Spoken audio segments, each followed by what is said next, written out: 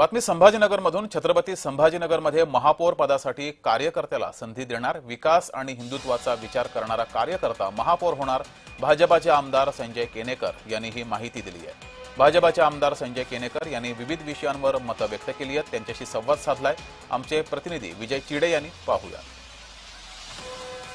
महानगरपालिकेच्या आरक्षणाची सोडत झालेली आहे। छत्रपती संभाजीनगरला भाजपाला मोठं यश आलेलं आहे।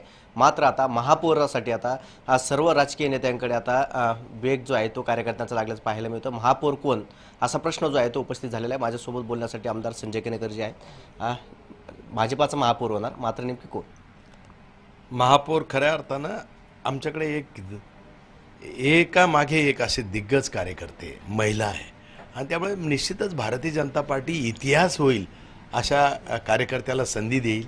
मग त्याच्यात महिलाही असू शकते किंवा पुरुषही असू शकतो।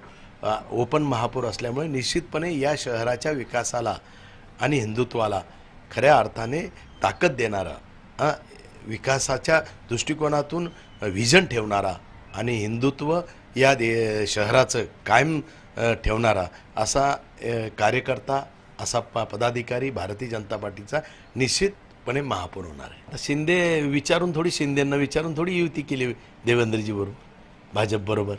त्यामुळे भास्कर जाधवला बसल्या बसल्या लोकांच्या याच्यात काय गरज नाही आहे आणि त्यामुळे ते एंटरटेन करू राहिले। एक तर त्यांचं काहीच राहिलं नाही, एक तर त्यांची पायाखालची वाळू सरकली,